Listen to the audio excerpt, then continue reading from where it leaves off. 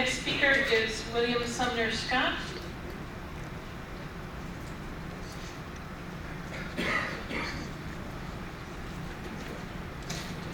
Welcome.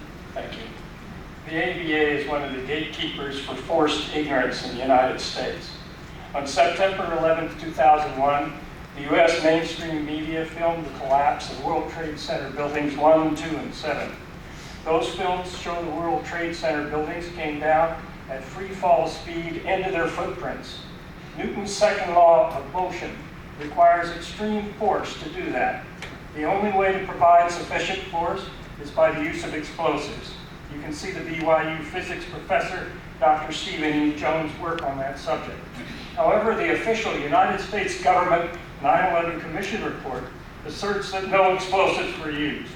The American Bar Association is an integral part of the higher education system that enforces the acceptance of the official 9/11 Commission report of no explosives.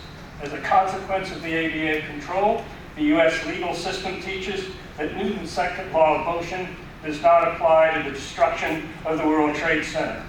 To eliminate this forced ignorance upon law students, the American Bar Association must be removed from the law school accreditation process. Removal of the ABA will allow individual law schools to teach the truth of what high-level official criminal conduct that now goes uninvestigated. Historically, 100% of the members of this committee were selected by the Secretary of Education. In 2006, this committee was engaged in serious deliberations to get rid of the American Bar Association. They did an end run, they went to the United States Congress, and now 2/3 of you are employed by politicians and appointed by politicians. The politicians believe that by your appointment, that you will continue to enforce ignorance upon all students at all levels of higher education. In order to stop that, we have to first get rid of the American Bar Association.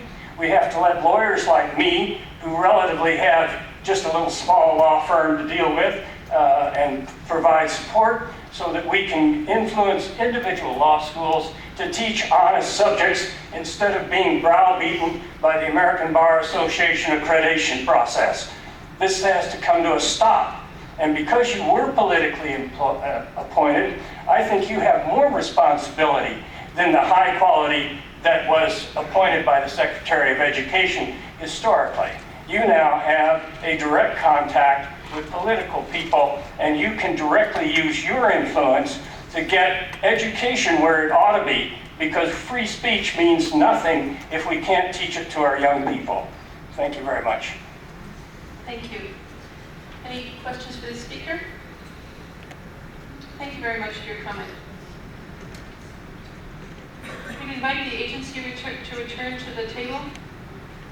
Representatives of the agency.